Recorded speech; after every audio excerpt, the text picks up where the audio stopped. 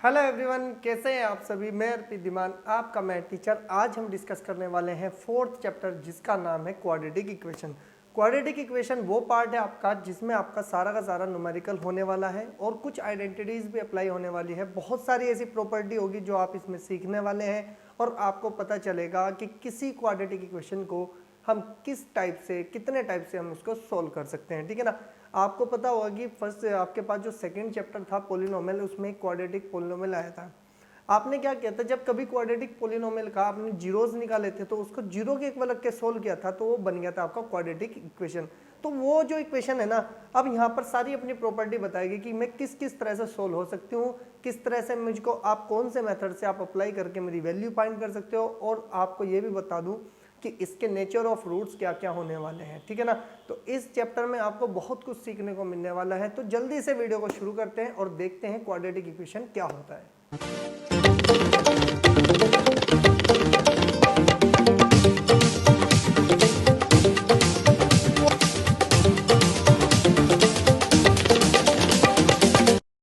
तो देखते हैं हमारे पास क्या है भाई क्वाड्रेटिक इक्वेशन में। सबसे पहले हम बात करते हैं क्या क्वाड्रेटिक इक्वेशन, क्वाड्रेटिक इक्वेशन क्या होती है, उसकी जनरल फॉर्म क्या होती है, उसके बारे में हम पहले थोड़ा सा डिस्कस करते हैं और फिर आप उसके रूल के बारे में बात करेंगे, क्या क्या रूल अप्लाई कर सकती है।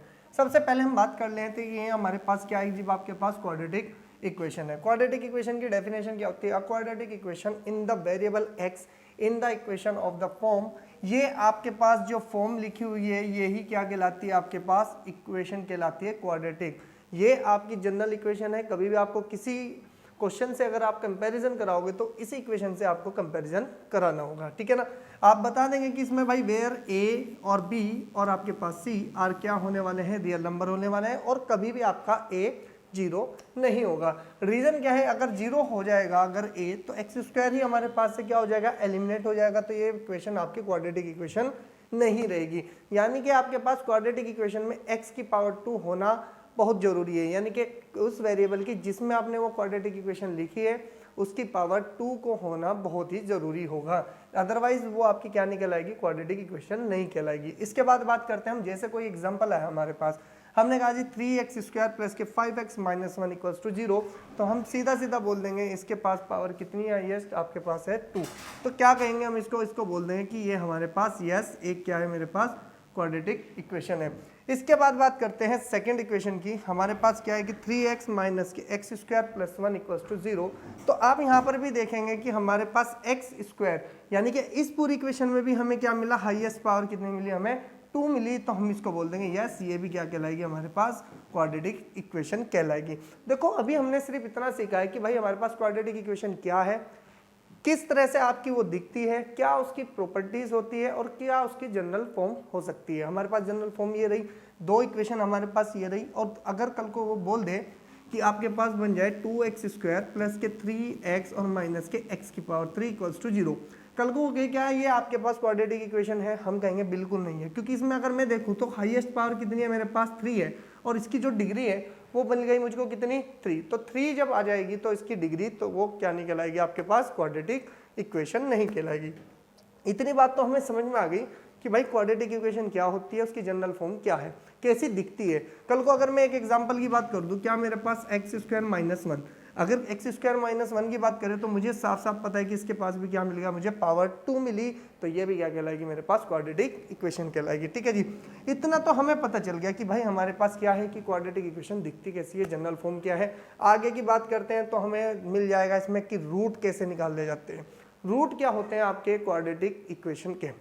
सबसे पहले बात कर लेते हैं भाई रूट्स ऑफ क्वाड्रेटिक इक्वेशन। यानी कि रूट्स का मतलब होता है उसके, आपने ध्यान दिया होगा जो हमारे पास पॉलिनोमियल था उसमें हमने क्वाड्रेटिक पॉलिनोमियल के हमने क्या निकाल लेते, जीरोस निकाल लेते। बस आप ये समझ लीजिए वो जीरोस की ही बात कर रहा है। ठीक है ना। वहां पर रूट का, यहाँ पर रूट का मतलब क्या होता है, जो इक्वेशन को सेटिस्फाई कर दे, यानी कि left hand equals to right hand कर दे तो वो क्या कहलाएगा भाई, आपके पास रूट कहलाएगा। और अगर वहां पर x की वैल्यू वो मिल जाए कि जो उस पूरी पॉलिनोमियल को जीरो कर दे, उसके रूट के जीरोस कहलाते थे। ठीक है ना। तो इतना सा डिफरेंस होता है लेकिन दोनों की वैल्यू ही सेम होती है, दोनों को एक ही तरह से हम डिनोट कर सकते हैं। ध्यान से सुने, और रियल नंबर अल्फा, हमारे पास एक अल्फा है, is called a root of quadratic equation. हमने कहा जी भाई इस क्वाड्रेटिक इक्वेशन का क्या है, अल्फा एक रूट है। अगर ये अल्फा इसका रूट होगा तो हमें इतना कंफर्म है कि जैसे ही मैं x की वैल्यू पे अल्फा पुट करूंगा तो ये क्या हो जाएगा, ये 0 के इक्वल बन जाएगा। यानी कि इसमें जैसे वैल्यू पुट करूंगा ये पार्ट जो लेफ्ट हैंड साइड वाला है ये भी क्या मिल जाएगा, मुझको 0 मिल जाएगा। तो हम कहेंगे 0 इक्वल्स टू 0, इसका मतलब left hand side equals to right hand side, यानी कि इक्वेशन हो गई हमारी सेटिस्फाई। तो हम क्या कह सकते हैं कि अल्फा आपका क्या कहलाएगा, जीरोस कहलाएगा। ध्यान से सुने, उसने क्या कहा है कि अल्फा अगर x इक्वल्स टू अल्फा है, satisfy the equation ax square plus के bx plus c equals to 0। तो ये क्या कहलाएगा भाई आपके पास, रूट ऑफ क्वाड्रेटिक इक्वेशन। दूसरी लैंग्वेज में बात कर लेते हैं भाई, अगर अल्फा ने किसी इक्वेशन को सेटिस्फाई किया, कहने का मतलब क्या है कि left hand side equals to right hand side कर दिया, तो हम क्या कहलाएंगे कि जो अल्फा है हमारे पास x इक्वल्स टू, वो क्या कहलाएगा, सॉल्यूशन ऑफ द इक्वेशन। कौन सी इक्वेशन, इस जनरल इक्वेशन का क्या कहलाएगा, वो सॉल्यूशन कहलाएगा। हम या तो रूट भी बोल सकते हैं उसको, या कह सकते हैं उसको सॉल्यूशन भी बोल सकते हैं, ठीक है ना। तो हमारे पास इतना तो कंफर्म हो चुका, देखो भाई कि क्वाड्रेटिक इक्वेशन क्या है। अगर आपके पास कोई क्वाड्रेटिक इक्वेशन सेटिस्फाई हो जाती है, सेटिस्फाई का मतलब होता है left hand side equals to right hand side, तो हम कह सकते हैं जिस नंबर को पुट करने पर x की पोजीशन पे हमारे पास वो सेटिस्फाई होगी, तो हम वो नंबर ही क्या बोल देंगे, इसका root of this quadratic equation. ये कह सकते हैं कि solution of quadratic equation. Solution का मतलब क्या है भाई, दोनों को बराबर कर दिया इसने, तो ये इसका सॉल्यूशन है। तो इसका मतलब सॉल्यूशन भी बोला जा सकता है और रूट ऑफ क्वाड्रेटिक इक्वेशन भी बोला जा सकता है। नेक्स्ट में बात कर ली जाए तो थोड़ा थोड़ा जैसे आगे बढ़ते जाएंगे इसकी इंफॉर्मेशन और बड़ी होती जाएगी। ध्यान से सुने, हमारे पास क्या है कि सॉल्यूशन की बात की तो हमने कहा जी solution of a quadratic equation, और आगे उसने कहा कि बाय द फैक्टराइजेशन मेथड। अब ये फैक्टराइजेशन मेथड क्या है, देखो भाई फैक्टराइजेशन मेथड कुछ नहीं है, आपने सीखा हुआ है, 9th में भी सीख लिया, 10th में भी आपने पॉलिनोमियल में कवर कर लिया, 8th में भी कवर किया, 7th में भी कवर किया। तो इसका मतलब क्या है, स्प्लिटिंग द मिडिल टर्म को ही फैक्टराइजेशन मेथड की फॉर्म दी गई है। यहाँ पर कैसे करना है ध्यान से सुन लो, मैं सिर्फ एक बेसिक स्टेटमेंट की बात कर रहा हूँ, लेकिन जिस तरह से हम आगे बढ़ेंगे ना आपको पता चल जाएगा ये बेसिक जो आपका स्टेटमेंट है ना, ये किस तरह से अप्लाई होता है आपके फॉर्मूले में, सॉरी क्वेश्चंस में। अब ध्यान से सुना, उसने कहा है कि कंसीडर द क्वाड्रेटिक इक्वेशन। हमारे पास देखो एक क्वाड्रेटिक इक्वेशन है जी, इस पे बात क्या करो, ये क्वाड्रेटिक इक्वेशन आपकी जनरल फॉर्म, ए कभी जीरो नहीं हो सकता, एक कन्फर्म है, हमें पता है। उसने कहा let can be the express as the product of two linear expression. Expression का मतलब होता है दो फैक्टर। आपने इस क्वाड्रेटिक इक्वेशन को दो फैक्टर में, और वो फैक्टर भी क्या होने चाहिए, लीनियर फैक्टर होने चाहिए। लीनियर का मतलब क्या है भाई, अब लीनियर का मतलब हो गया वो फैक्टर जिसमें वेरिएबल की हाईएस्ट पावर ही क्या हो जाए, 1 हो जाए, वो आपका लीनियर कहलाता है। ठीक है जी। आगे उसने कहा कि नेमली, हमने कहा कि कंसीडर कर लिया, एक कर लिया हमने पी एक्स प्लस के क्यू, और एक कर लिया हमने आर एक्स प्लस के एस। ठीक है ना, दो लीनियर फैक्टर है, हमने कंसीडर कर लिया कि भाई ये हो सकते हैं। ठीक है जी। आगे उसने कहा कि when P Q R S क्या है, आपके पास रियल नंबर है, और ना तो पी कभी जीरो हो सकता है ना कभी आर जीरो हो सकता है। अगर पी भी जीरो हो गया आर भी जीरो हो गया तो एक्स ही चला जाएगा, एक्स चला जाएगा तो linear equation, sorry linear factor नहीं बनेगा। क्लियर इतनी बात। अब ध्यान से सुना जाए कि सपोज करो मेरे पास एक क्वाड्रेटिक इक्वेशन ये थी, यही तो थी भाई हमारे पास जनरल इक्वेशन। हमने कहा हमने इसको क्या किया, एक लीनियर फैक्टर में लिख दिया, दो लीनियर फैक्टर में। ये हमने दो लीनियर फैक्टर माने थे, हमने क्या किया कि ये आपके पास ये पूरी पॉलिनोमियल यानी कि इसके इक्वल आ गई p x plus q multiply by r x plus के एस इक्वल्स टू जीरो।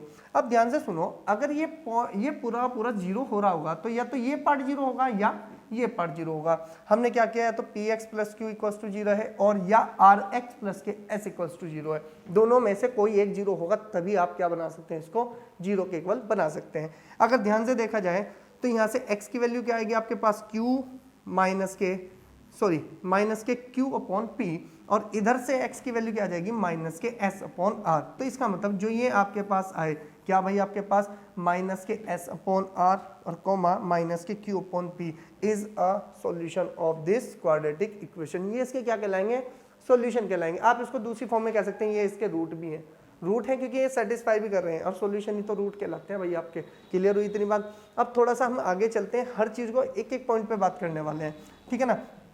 ये तो था एक बेसिक सी स्टेटमेंट। अब हम चलते हैं अपने किस पर भाई, कि अब तक हमने सीख लिया कि किसी क्वाड्रेटिक इक्वेशन को किस तरह से हम सॉल्यूशन निकाल सकते हैं बाय फैक्टराइजेशन मेथड। सॉल्यूशन का मतलब यही तो है ना भाई, आपने उसको सोल्व कर दिया, सोल्व किया तो अब उसका दूसरा मेथड आता है आपके पास क्वाड्रेटिक फॉर्मूला। ये वेरी मोस्ट इंपॉर्टेंट है, ये आपके पास नया मिलने वाला है इस बार, ठीक है ना। क्या है भाई क्वाड्रेटिक फॉर्मूला, उसके बारे में ध्यान करेंगे, प्रूफ भी करके दिखाऊंगा आपको किस तरह से होता है भाई आपका। हमने कहा कि क्वाड्रेटिक फॉर्मूला क्या है हमारे पास। सबसे पहले उसने कहा कि the roots of the quadratic equation हमारे पास देखो क्वाड्रेटिक इक्वेशन जब होती है ना तो हम हमेशा जनरल इक्वेशन को ही मानते हैं, ठीक है ना। क्वाड्रेटिक इक्वेशन हमारे पास जनरल इक्वेशन ये है, हमें यही लेट करनी है हर बार। उसने कहा कि where a does not equal 0 can be obtained by using the formula. हमारे पास अगर हम इसका सॉल्यूशन निकाल दें किसी क्वाड्रेटिक इक्वेशन का तो हमारे पास ये फॉर्मूला सफिशिएंट है, हम इससे क्या निकाल सकते हैं, इसका सॉल्यूशन निकाल सकते हैं। आया कहाँ से उसके बारे में हम अभी डिस्कस करने वाले हैं, ज़्यादा दूर नहीं जाना है, अभी सिर्फ समझेंगे कि हमारे पास क्या है भाई। आपके पास x की वैल्यू निकालने के लिए, यानी कि इस x वेरिएबल की वैल्यू निकालने के लिए आपको पता है कि क्वाड्रेटिक इक्वेशन है, 2 सॉल्यूशन आएंगे मिनिमम और 3 तो आने से रहे, तो इसका मतलब देखो प्लस माइनस लग गया, एक बार प्लस का साइन ले लेना, एक बार माइनस का साइन ले लेना, 2 आपके यहाँ से क्या निकलेंगे, सॉल्यूशन निकलेंगे। क्लियर हुई इतनी बात। अब ध्यान से सुनो, इस फॉर्मूले का नाम एक तो क्वाड्रेटिक फॉर्मूला है और एक इसका फॉर्मूला क्या है, आपको बोर्ड में मिल सकता है श्रीधराचार्य फॉर्मूला। क्या मिल सकता है भाई, श्रीधराचार्य फॉर्मूला। क्या बोल सकते हैं इसको, अगर आपके पास कभी बोर्ड में आया कि what is the Shridharacharya formula और आपको लिख दिए 4-5 फॉर्मूले, तो आपको कंफ्यूजन नहीं लेना है, आपके दिमाग में ये ना रहे कि ये क्वाड्रेटिक है, अरे भाई इसका दूसरा नाम श्रीधराचार्य फॉर्मूला भी है, ठीक है ना। इसी को क्या बोला जाता है फिर, क्वाड्रेटिक फॉर्मूला। आप इसको सिर्फ इसलिए क्वाड्रेटिक फॉर्मूला बोल देते हैं क्योंकि भाई ये चैप्टर से रिलेटेड है, ठीक है ना, लेकिन इसको बनाया किसने, श्रीधराचार्य ने, तो इसलिए इसका नाम पड़ गया आपका श्रीधराचार्य फॉर्मूला। इतनी बात तो चलो हमारे पास सफिशिएंट थी कि हमने सीख ली। अब ये फॉर्मूला आया कहाँ से, मेन मकसद तो ये, अगर ये फॉर्मूला आया तो इस इक्वेशन से तो आया होगा, आया तो हम कैसे सीखेंगे, ध्यान से सुनो मेरे बात, कि प्रूफ करना है। प्रूफ कैसे होगा, प्रूफ की बात करी जाए। हमारे पास क्या एक इक्वेशन है, पहले उस पर ध्यान से दें। हमारे पास इक्वेशन है जी कितनी, आपके पास ax² प्लस के bx plus c equals to 0 है, ठीक है जी। हमें क्या लगाना है कि हमें यहाँ से क्या निकालना है, क्वाड्रेटिक इक्वेशन निकालनी है, ठीक है ना। फॉर्मूला कैसे बनेगा ध्यान से देख लो। हम यहाँ से सबसे पहले काम क्या करेंगे कि a को क्या लेंगे, कॉमन लेंगे। a कॉमन लेते हैं, हमारे पास मिल जाएगा x² प्लस के b/a मल्टीप्लाई बाय x और अपॉन में c/a, और ये बन जाएगा मेरे पास 0, तो ये मिलेगा मुझे x² प्लस के bx/a और प्लस के c/a का, और इधर से मिल जाएगा मुझे 0। अब ध्यान से सुनना है मेरी बात भाई, मेरे पास ये इक्वेशन आई, इस इक्वेशन को मैंने इसलिए कन्वर्ट किया क्योंकि मुझे पता है मेरे पास एक मेथड है जो कि आपके पास से वो कट है मेथड, क्योंकि मुझे प्रूफ करना है तो उसकी हेल्प मुझे चाहिएगी, और उसका नाम है आपके पास कंप्लीट स्क्वायर मेथड। अब उसको हम कैसे करते हैं ध्यान से सुने, मैं आपको जो जो स्टेप बताऊंगा आप सिर्फ उस पर ध्यान देना है, ठीक है ना। आपके सिलेबस में नहीं है लेकिन आपको आना चाहिए, अच्छी बात है, ठीक है ना। सबसे पहले हम क्या करेंगे, x को उठाएंगे, x के कोफिशिएंट को, x का कोफिशिएंट कितना है मेरे पास, b/a है, हम इसका कर देंगे हाफ, हाफ कितना है जी मेरे पास 1/2 से मल्टीप्लाई करेंगे, ये बन जाएगा b/2a, और इसका करेंगे हम स्क्वायर, और ये क्या करेंगे हम लेफ्ट हैंड साइड में प्लस कर देंगे और राइट हैंड साइड में प्लस कर देंगे, ठीक है जी। ये बन जाएगा x² प्लस के b/a मल्टीप्लाई बाई x, और प्लस के कितना बन जाएगा मेरे पास b/2a का होल स्क्वायर, और इक्वल्स टू जैसे ही c इधर जाएगा तो ये बन जाएगा माइनस के c/a, और प्लस के कितना हो जाएगा b/2a का होल स्क्वायर। देखो हमने दोनों साइड में बैलेंस किया, राइट हैंड साइड में भी उतना ही प्लस किया और लेफ्ट हैंड साइड में भी उतना प्लस किया। तो अब ध्यान से सुनो, ये फॉर्मूला किसका बन जाएगा मेरे पास, ये बनेगा a² प्लस b² प्लस के 2ab। ध्यान से सुनना, 2 से मल्टीप्लाई 2 से डिवाइड करेंगे तो ये आपके पास कट हो जाएगा, ठीक है जी। ध्यान से सुनना मेरी बात, कितना बन जाएगा, ये मिलेगा मुझे x प्लस के b/2a का होल स्क्वायर, और इक्वल्स टू में कितना मिल जाएगा, ये मिल जाएगा b² में 4a² और माइनस के c/a। हमने पहले इसको लिखा और माइनस करके इधर लिख लिया।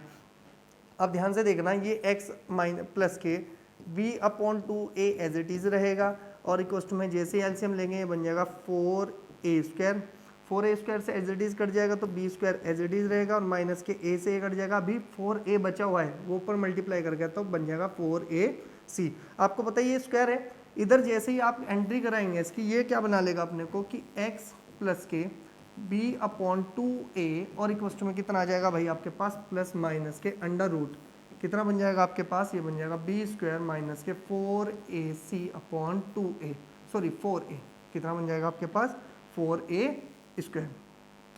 क्लियर होगी जी इतनी बात, इसको तो रफ कर लें। अब ध्यान से सुनो, ये अंडर रूट से क्या बाहर निकाल सकता है, ये निकाल देगा x प्लस के b/2a इक्वल्स टू में प्लस माइनस, और ये बन जाएगा आपके पास अंडर रूट b² माइनस के 4ac, और अपॉन में कितना निकल जाएगा, देखो अंडर रूट जैसे ही जाएगा ये बन जाएगा आपके पास 4 बार निकलेगा 2 की फॉर्म में, और a² फॉर्म की किसकी फॉर्म में निकलेगा, a की फॉर्म में। अभी ये इधर क्या कर रहा है प्लस, इधर जाएगा तो माइनस बनाएगा, तो x की वैल्यू आ जाएगी माइनस के b/2a प्लस माइनस और अंडर रूट में कितना आ जाएगा आपके पास बी स्क्वायर माइनस के 4ac अपॉन 2a। क्लियर होगी जी बात। अब ध्यान से देखा जाए तो ये ही मेरे पास एक वो फॉर्मूला है, हमने गलत थोड़ा सा एंट्री कराई। इसको क्या लिखेंगे भाई, हमारे पास ये मिलेगा हमारे पास कितना कि अंडर रूट कितना मिलेगा हमारे पास, ये मिलेगा हमारे पास क्या कि under root B square minus के 4ac अपॉन में कितना आ जाएगा अपॉन में 2a। अगर मैं एलसीएम लूँ तो एलसीएम ले लें तो कितना बन जाएगा मेरे पास कि 2a और ये बन जाएगा कितना हमारे पास minus B plus minus under root B square minus के 4ac। अब यही मेरे पास क्या है भाई, आपके पास यही है आपके पास क्वाड्रेटिक फॉर्मूला जिसका नाम है आपके पास क्या, श्रीधराचार्य फॉर्मूला। अगर ध्यान से देखा जाए तो x की दो वैल्यू जनरेट हुई यहाँ से, दोनों वैल्यू बताओ क्या है मेरे पास। एक तो है x इक्वल्स टू माइनस के b प्लस के under root B square minus के 4ac अपॉन में कितना बनना 2a, ठीक है जी। और एक x की वैल्यू क्या आ जाएगी, x equals to minus B minus के under root B square minus 4ac और अपॉन में कितना आ गया मेरे पास, अपॉन में आ गया मेरे पास 2a, ठीक है जी। दो पार्ट है देखो, एक बार प्लस का साइन लिया एक बार माइनस का साइन लिया, ये बना मेरे पास क्या क्वाड्रेटिक फॉर्मूला, प्रूफ हो गया जी। अब थोड़ा ध्यान से सुनो, अब मेरे पास क्या था भाई, हमारे पास आया ये सब कुछ। अब इसके बाद हमारे पास क्या ब्रांच बनती है भाई, आपके पास बनती है discriminant. Discriminant very most important topic है आपका, क्योंकि यही आपको कम से कम 2 से 3 नंबर देके जाएगा बोर्ड में। कैसे देगा, ध्यान से सुने। डिस्क्रिमिनेंट कहता है कि फॉर द क्वाड्रेटिक इक्वेशन, देखो इक्वेशन क्या है भाई हमारे पास, क्वाड्रेटिक इक्वेशन हमारे पास है ये। अगर मैं इसकी बात करूं, ये मेरे पास क्वाड्रेटिक इक्वेशन है, इसको हमेशा याद रखनी है आपको, क्योंकि ये जनरल फॉर्म में, इसी से हम किसी इक्वेशन की कंपैरिजन कराते हैं। आगे उसने कहा कि the expression d equals to, यानी कि हमारे पास d इक्वल्स टू कितना बोल दिया उसने, बी स्क्वायर माइनस के 4ac is called the discriminant. यानी कि डिस्क्रिमिनेंट की वैल्यू क्या आती है, d equals to b square minus के 4ac, यानी कि जहां पर डिस्क्रिमिनेंट दिखेगा उसको कैपिटल D से डिनोट किया जाएगा, और इस कैपिटल D की वैल्यू क्या होगी आपके पास, बी स्क्वायर माइनस के 4ac होगी। अगर हमने अभी क्वाड्रेटिक फॉर्मूला एक प्रूव किया ना, अगर हम उसमें थोड़ा सा ध्यान से देखें तो ध्यान से देखिए, जो अंडर रूट में बैठा है ये तो डिस्क्रिमिनेंट हो गया मेरे पास। अगर ये डिस्क्रिमिनेंट है तो क्या मैं इसको ऐसे लिख सकता हूँ, क्या मैं इसकी वैल्यू को ऐसे डिनोट कर सकते हैं कि ये बन जाए कितना भैया आपके पास कि x equals to minus B plus under root में कितना हो जाएगा कैपिटल D अपॉन में 2a, ठीक है जी। और हमारे पास क्या निकलेगा, x इक्वल्स टू माइनस के b माइनस के अंडर रूट D अपॉन में 2a। क्योंकि मैंने इसको इसलिए लिखा क्योंकि आगे अभी मेरे यूज में आने वाला है, क्योंकि मुझे पता है कि अभी मेरे पास आने वाला है सम ऑफ जीरोस और आपके पास प्रोडक्ट ऑफ जीरोस, यानी कि सम ऑफ रूट्स और प्रोडक्ट ऑफ रूट्स। अब ध्यान से देखा जाए तो नेक्स्ट में क्या है भाई, हमारे पास आता है sum of roots and product of roots. देखो ये हमारे पास टॉपिक इंपॉर्टेंट रहने वाला है। क्यों रहने वाला है, क्योंकि भाई एक क्वाड्रेटिक इक्वेशन है, उसमें हमारे से ये क्वेश्चन जरूर पूछा जाएगा कि इसके जीरोस क्या हैं और इसकी प्रोडक्ट क्या है। तो ध्यान से सुने, हमारे पास क्या होता है कि भाई ध्यान से देखो, सबसे पहले इस इक्वेशन की जो डिग्री है वो कितनी है, 2 है।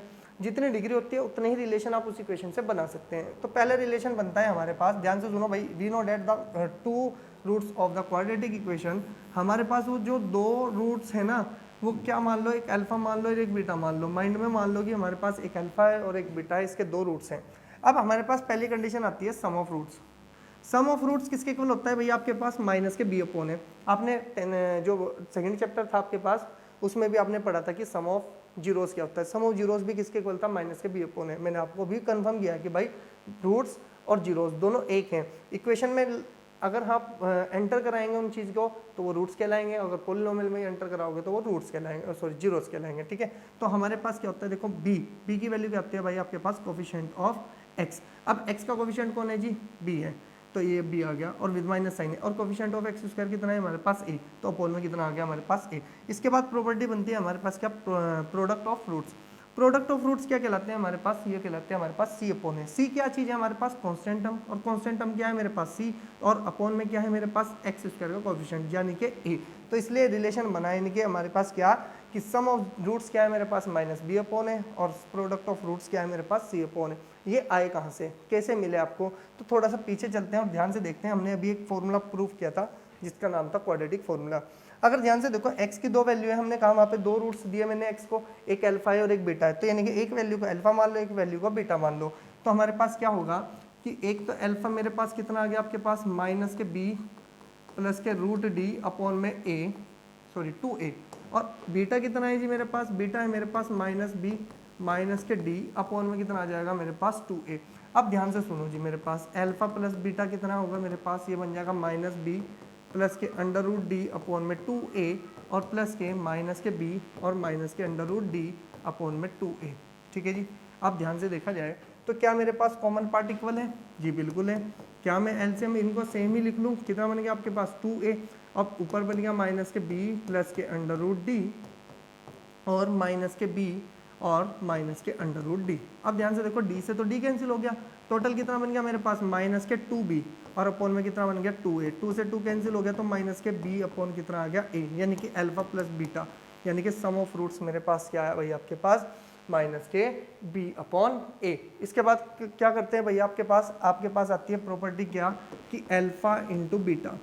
अल्फा इंटू बीटा का मतलब है जी इन दोनों की प्रोडक्ट की बात कर रहा है। अब इन दोनों की प्रोडक्ट कराएंगे तो कैसे कराएंगे भाई, प्रोडक्ट कराओ, प्रोडक्ट कराएंगे तो कितना मिल जाएगा, मुझे ये मिलेगा कि मेरे पास ये हो गया हमारे पास माइनस के b प्लस के अंडर रूट डी अपॉन में 2a और मल्टीप्लाई बाय माइनस के b और माइनस के अंडर रूट डी अपॉन में 2a हो गया जी। अगर मैं ध्यान से देखूँ तो ये मेरे पास क्या मिलेगा, alpha into beta equals to में कितना आ जाएगा भाई मेरे पास, ध्यान से बताऊँ ये मिलेगा मुझे, अगर देखो तो 1 अपॉन में 2a तो आपके पास आ गया, कितना बन जाएगा ये आपके पास, ये बनेगा हमारे पास कितना बन जाएगा 4a², और ये कितना बन जाएगा भाई मेरे पास, ध्यान से देखो 1 प्लस 1 माइनस है तो ये कितना बन जाएगा माइनस के b² और कितना मिल जाएगा मुझे प्लस के, और ये बन जाएगा d, अंडर रूट डी का स्क्वायर बनेगा तो d निकल के आ जाएगा मेरे पास, ठीक है ना।